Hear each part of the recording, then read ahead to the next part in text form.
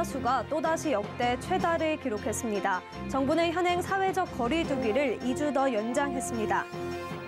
이번 주 글로벌 증시가 일제히 상승하면서 국내 증시 역시 상승분을 반영했습니다. 한 주간의 증시 흐름 짚어봅니다. 수도권 아파트 값이 2년 6개월 만에 하락 전환됐습니다. 화성과 안양, 남양주시의 낙폭이 컸습니다. 베이징 올림픽이 잠시 뒤에 개막합니다. 통신업계는 코로나로 집콕 응원 수요를 잡기 위해 중개 경쟁을 펼칩니다. 센 경제 라이브 시작합니다.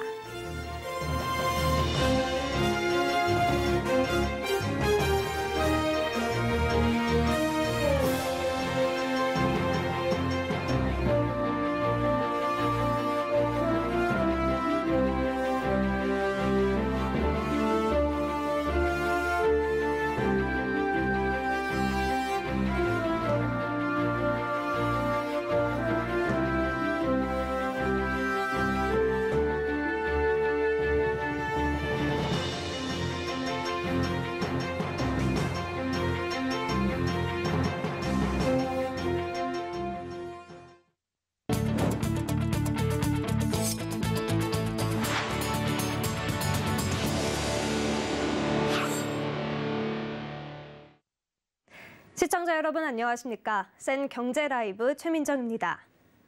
오늘 오미크론 변이 확산으로 코로나19 확진자 수가 또다시 역대 최다를 기록하며 정부가 현행 사회적 거리 두기를 2주 연장하기로 했습니다.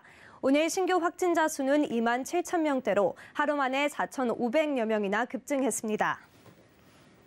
오미크론 변이 유행이 급증하는 상황에서 현행 거리 두기를 연장하면서 정부는 중증, 사망 피해 최소화에 주력한다는 방침입니다. 다만 확진자가 증가하더라도 위중증 치명률이 안정적으로 유지되면 일상 회복 재추진을 검토하기로 했습니다. 어제 코로나 확진자가 2만 명대에 진입하고 의료체계가 전환되면서 진단키트주가 일제히 급등세를 보였는데요. 하지만 오늘은 급락세로 장을 마감했습니다. 앵커 리포트입니다. 정부는 어제부터 고위험군 외엔 신속항원 검사키트인 자가검사키트로 코로나 검사를 대체하기로 했습니다. 이에 전날 자가진단키트주인 ST바이오센서는 상한가를 기록했고 휴마시스와 수젠텍은 각각 21.48%, 19.01% 급등세를 기록했습니다. 증권가에선 진단키트주에 대한 목표 주가도 높였습니다. 신한금융투자는 ST바이오센서의 목표 주가를 6만 원에서 40.5% 상향한 8만 5천 원으로 올렸습니다.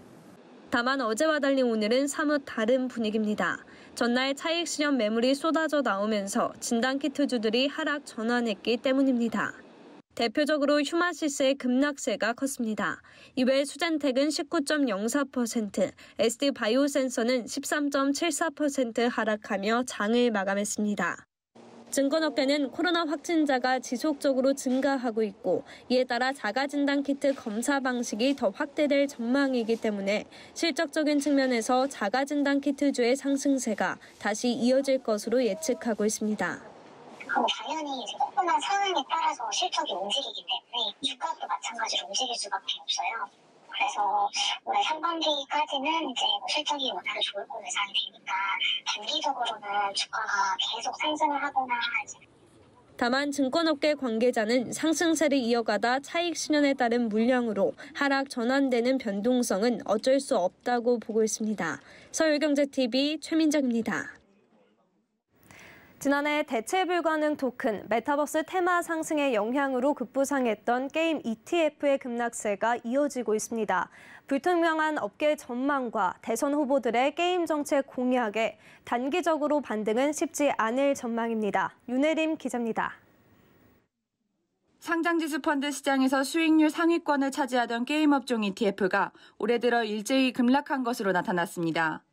지난달 3일부터 이달 3일까지 상장된 게임 업종 ETF 5종목은 모두 수익률 하위권에 이름을 올렸고 한 달간 평균 수익률은 마이너스 26.9%를 기록했습니다.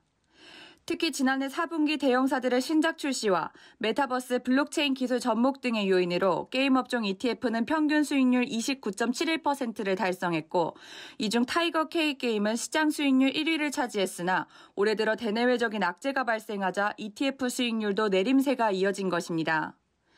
국내 블록체인 도입으로 게임업계 상승세를 이끌었던 위메이드가 자체 발행한 가상화폐 위믹스를 공시 없이 대량 매도한 것과 암호화폐 스테이블코인 600억 원이 과지급된 사고가 논란이 되자 지난 28일 장중 주가가 17% 넘게 하락하기도 했습니다. 또한 크래프톤의 신작 배틀그라운드 뉴스테이트, 카카오게임즈의 오딘의 매출 부진을 비롯해 게임업계의 실적 부진과 이재명 더불어민주당 윤석열 국민의힘 대선 후보가 확률형 아이템을 두고 정확한 구성 확률과 기대값을 투명하게 공개하도록 목소리를 낸 것도 영향을 끼쳤습니다. 증권업계에서는 아직 플레이-투-원과 대체 불가능 게임 시장은 굉장히 초기 단계라며 단기적으로 업계 상승 여력이 크지 않다는 입장입니다. 이지은 대신증권연구원은 과도한 과금에 치중한 수익 모델에 대한 유저들의 피로감이 심화됐고 중국 게임 산업 규제로 수출이 어려운 상황이라며 국내에서 P2E 게임 규제 완화까지는 조금 시간이 걸릴 것으로 예상한다고 밝혔습니다. 서울경제TV 윤혜림입니다. 설 연휴 국내 증시가 휴장하는 동안 뉴욕 증시가 4거래일 연속 반등하는 등 글로벌 증시가 일제히 상승했습니다. 국내 증시 역시 개장과 동시에 상승분을 적극 반영했는데요. 한 주간의 증시 흐름 서정덕 기자입니다. 오늘 코스피는 2750선까지 회복했습니다. 설 연휴 국내 증시가 휴장하는 동안 글로벌 증시가 큰 폭의 상승한 부분이 전일 개장 이후 2거래일 연속 반영된 것으로 보입니다.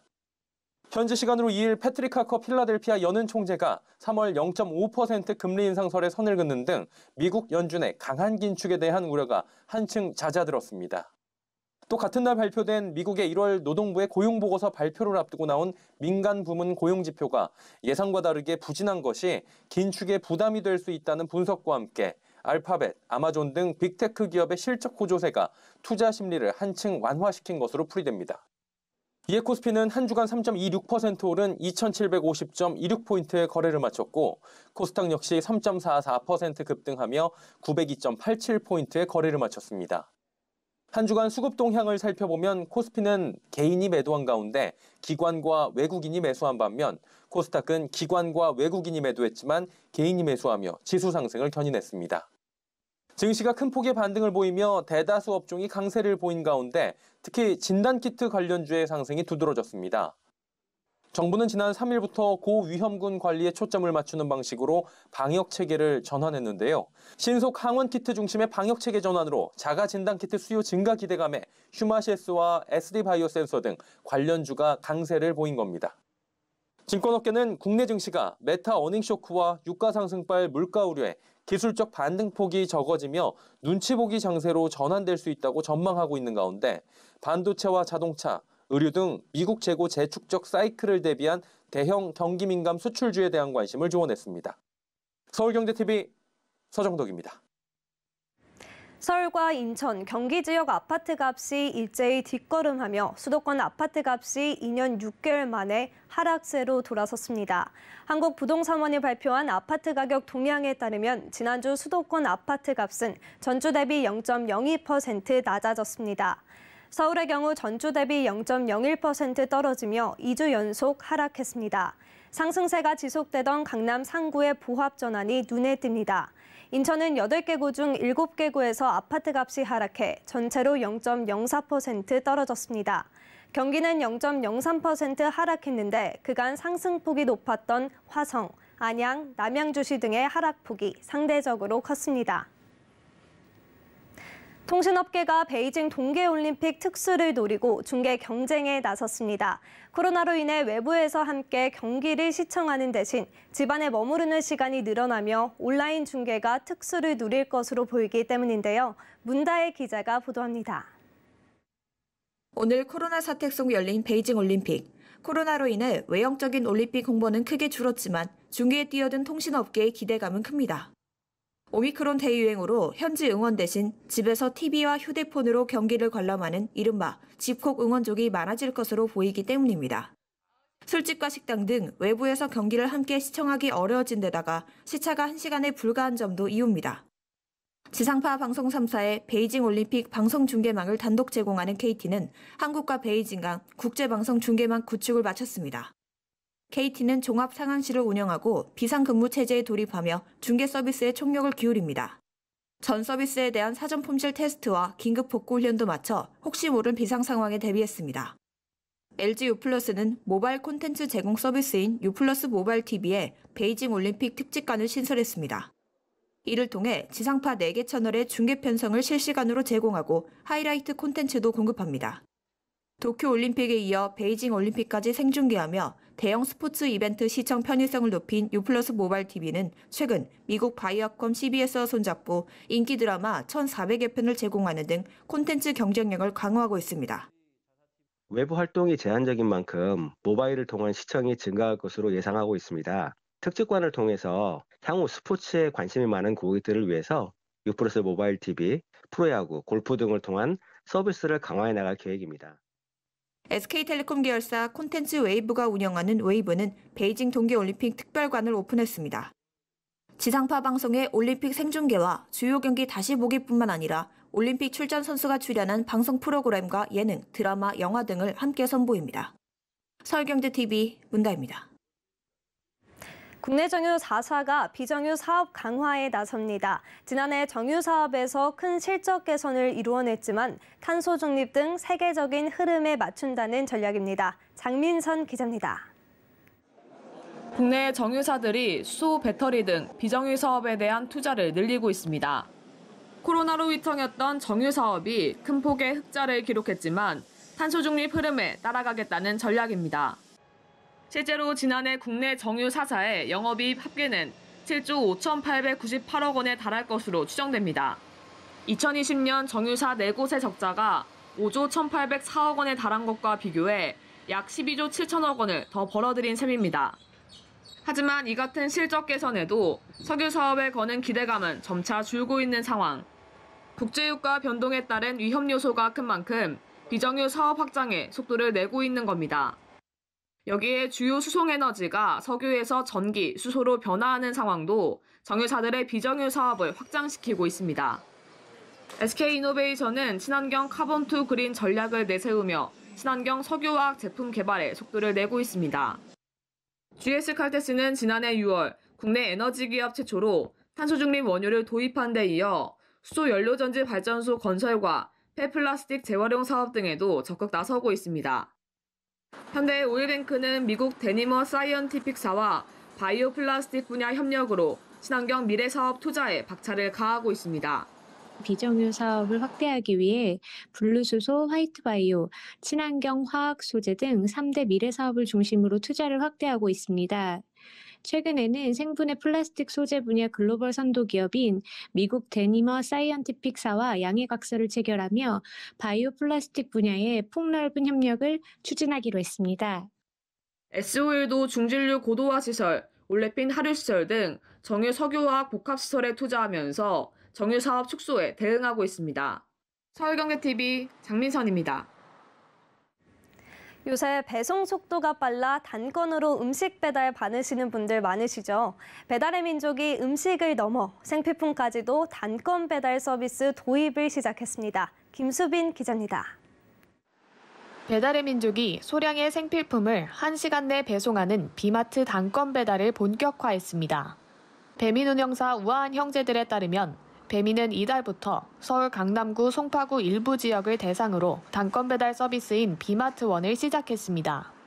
이제 비마트 기존 배달 품질을 조금 더 강화하고 보다 더 신속하게 물건을 받아보고자 하는 고객 니즈가 있어서 저희가 일부 지역 대상으로 시범 운영을 하는 기존 비마트 배달은 라이더들이 여러 집 주문을 수락해 한 번에 배달하는 묶음 배달이 대부분입니다.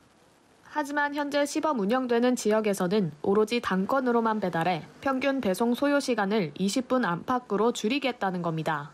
지난해 비마트원의 원조격인 배민원을 출시해 음식 단건 배달을 시작한 배민은 빠른 배송을 원하는 소비자들의 요구에 단건 배달을 확대하고 있습니다. 지난 2019년 한 번에 한 집만 배달을 내걸고 출범한 쿠팡이츠가 빠르게 시장 점유율을 차지해 나간 점이 업계 1위 배민에게 위험 요인이 된 셈입니다. 여기에 지난해 쿠팡이츠 마트까지 선보여 강남구 송파구에서 생필품을 15분 내외로 배달해주고 있습니다. 속도 경쟁이 치열해지는 만큼 유통업계에서는 앞으로도 초고속 배송을 앞세우는 퀵커머스 사업이 주요 격전지가 될 것으로 보입니다. 한편 배민 관계자는 현재 시범 운영 중인 비마트원의 지역 확대에 대해서는 아직 구체적인 계획이 없다고 설명했습니다. 서울경제TV 김수빈입니다. 안철수 국민의당 대선 후보가 중소기업계와 만났습니다. 유니콘 기업 60개와 미래 핵심 인재 20만 명 양성 등을 약속했는데요. 보도에 정세미 기자입니다. 안철수 국민의당 대선 후보가 신성장 동력 확대를 중심으로 한 중소기업 5대 핵심 정책 과제를 발표했습니다. 중소기업 중앙회는 오늘 여의도 중기중앙회에서 안철수 후보의 중소기업 미래 비전 발표회를 열었습니다.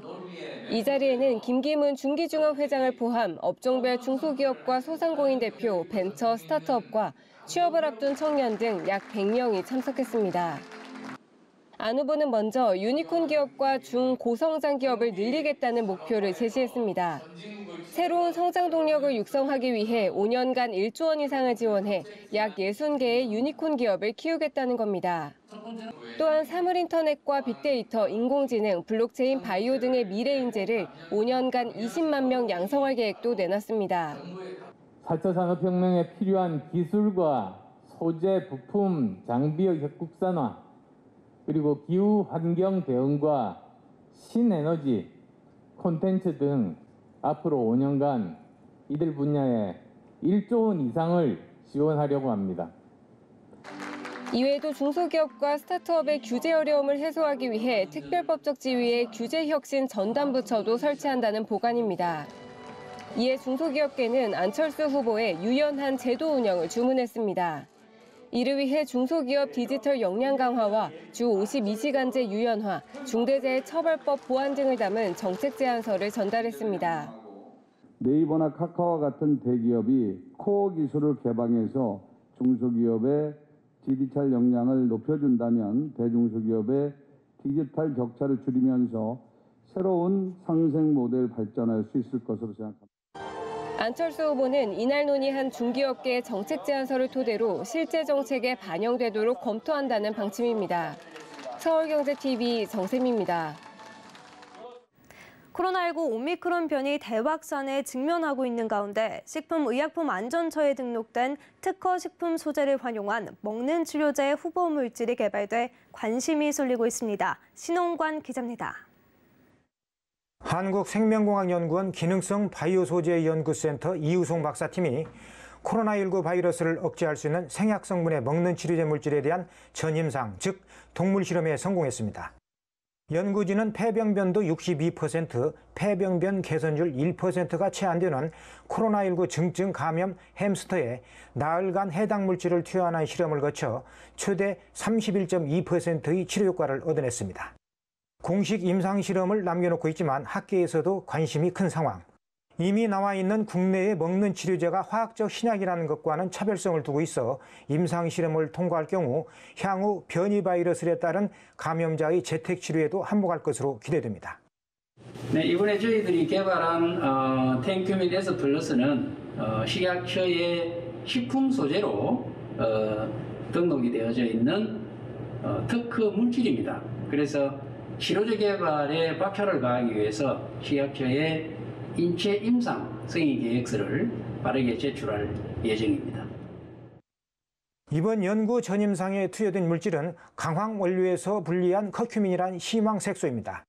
이 식품 소재를 천연 용해제인 스테비올 배당치로 수용화한 것이 텐큐민 S 플러스입니다. 식약처 등록은 물론 미국 FDA의 GRAS 등급을 인정받아 안전성을 확보한 것도 특징입니다. 연구팀은 코로나19 감염 중증의 햄스터에 해당 물질을 투여한 결과 폐 부종 및 충혈 등 폐렴 병변에서 효과를 얻어냈습니다.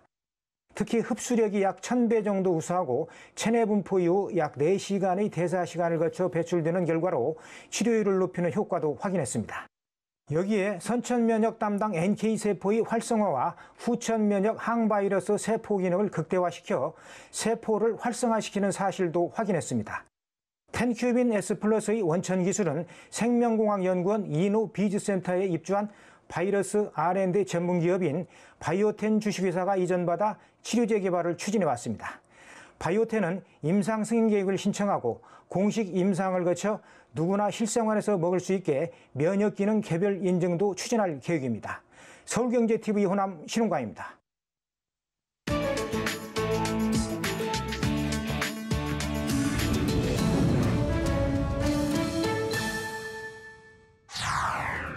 월드컵과 올림픽 등 세계적인 스포츠 이벤트를 앞두고 동물 점쟁이들이 활약하곤 하는데 이번 베이징 올림픽에선 판다가 우승자 예측에 나섰습니다.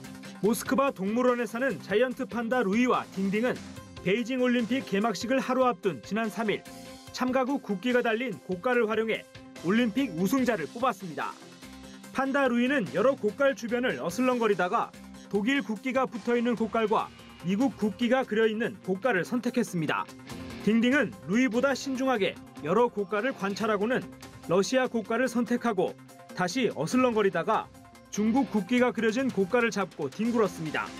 모스크바 동물원 측은 판다들이 올림픽 경기 승자로 러시아와 중국, 독일, 미국을 예측했다며 공정성을 기하기 위해 고깔 안에 어떠한 간식도 넣지 않았다고 설명했습니다. 프랑스의 한 양조업자가 파란색을 내는 해조류를 사용해 블루 맥주를 생산했습니다. 푸른빛을 내는 이 맥주는 해조류를 대중화하려는 건강보조식품 회사와 특색 있는 맥주를 찾던 인근 수제 양조장이 손잡은 결과입니다. 먹거리로는 익숙하지 않은 푸른빛을 띠는 데다 해조류를 사용해 맛이 의심스럽기도 하지만 블루 맥주를 시음해본 사람들은 가벼운 과일 향이 나는 맥주라며 해조류가 첨가된 유일한 증거는 색깔뿐이라고 말합니다. 블루 맥주가 탄생하기까지는 수많은 테스트 과정이 필요했습니다. 자연적으로 노란색을 띠는 맥주에 파란색을 첨가하면 결국 녹색으로 변했기 때문입니다. 우여곡절 끝에 탄생한 블루 맥주 첫 물량 1,500병은 지난해 10월 판매에 돌입해 해를 넘기기 전 완판됐습니다. 소비자들의 반응에 고무된 양조장 측은 올해부터 생산량을 늘려 본격적인 판매에 돌입할 계획입니다. 미국 자동차 회사 제너럴 모터스의 멕시코 공장 직원들이 노동자 권익을 제대로 대변하지 못했다는 비판을 받아온 거대 노동조합 연합체 대신 자체 독립노조를 택했습니다. 현지 시간으로 3일 멕시코 연방 노동당국에 따르면 GM 실라우 공장에서 지난 1일과 2일 치러진 노조 선정 투표에서 국가자동차 산업 독립노조가 76.5%로 가장 많은 표를 얻었습니다. 6천여 명의 노동자가 향후 자신들을 대변할 노조를 뽑은 이번 투표엔 총 4개의 노조가 출마했는데 공장 설립 초기부터 25년 넘게 노동자들을 대표해온 멕시코 최대 노조, 멕시코 노동자연맹의 득표율은 5%에도 못 미쳤습니다. 이번 투표는 북미 무역협정인 미국, 멕시코, 캐나다 협정이 멕시코 노동권 향상에 어느 정도 기여할지 가늠할 기회였기 때문에 미국과 캐나다도 예의주시해왔습니다. 노동자들이 직접 택한 독립노조는 향후 사측과의 협상에서 임금의 대폭 인상을 추진할 것으로 보입니다.